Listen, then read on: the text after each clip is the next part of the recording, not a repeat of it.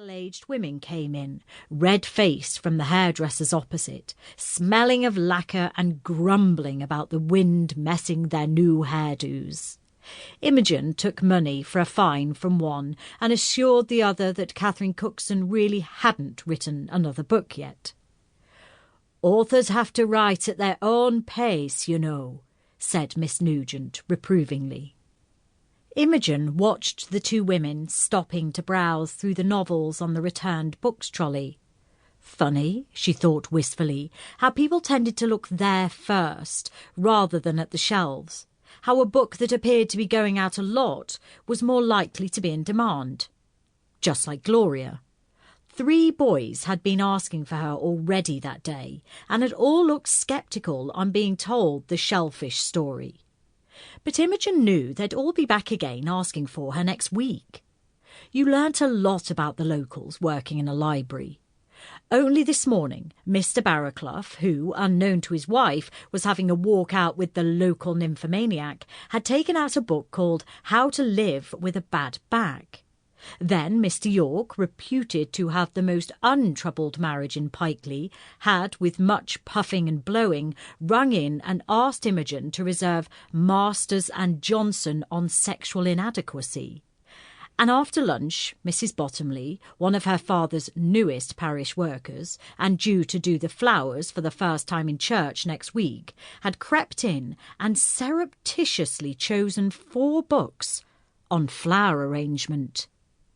"Vivian Lee's going well," said Miss Nugent, "and you'd better put David Niven aside for repair before he falls to pieces. When you've shelved that lot, you can push off. It's nearly 4 o'clock.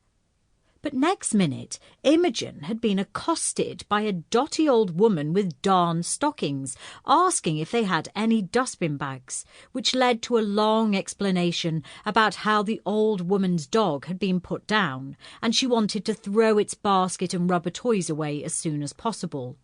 "The dustmen don't come till Wednesday, and I'll be reminded of him every time I see them in dustbin."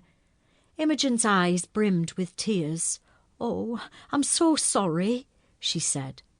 After devoting 5 minutes to the old woman, she turned to 2 small boys who came up to the desk looking very pink. "Any books about life?" asked the eldest. "Whose life?" said Imogen. "Biographies are over there." "You know, facts of life, babies and things," said the boy. His companions started to giggle. Imogen tried to hide a smile. "Well, the biology section's on the right," she said. "Don't be daft," snapped Miss Nugent. "Run along, you lads, and try the children's library next door, and hurry up and shelve those books, Imogen." She watched the girl pushing the squeaking trolley across the library. She was a nice girl, despite her timidity, and tried very hard. But she was so willing to listen to other people's problems. She always got behind with her own work. Imogen picked up a pile of alphabetically arranged books in her left hand, so high that she could only just see over them, and started to replace them in the shelves. The collected editions were landmarks, which made putting back easier. Sons and Lovers was replaced at the end of a milky green row of D.H. Lawrence. Return to Jalnar, slotted into the coral pink edition of Mazo de la Roche. Even working in a library for 2 years had not lessened her love of reading. There was a Frenchman's Creek. She stopped for a second, remembering the glamour of the Frenchman. If only a man like that would come into the library. But if he did, he'd be bound to fall in love with Gloria. A commotion at the issue desk woke her out of her reverie. A man with a moustache and a purple face, wearing a blazer, was agitatedly waving a copy of Molly Parkin's latest novel. "It's filth!" he roared. "Sheer filth! I just came in here to tell you I'm going to burn it." "Well, you'll have to pay for it then," said Miss Nugent. "A lot of other readers have requested it." "Filth!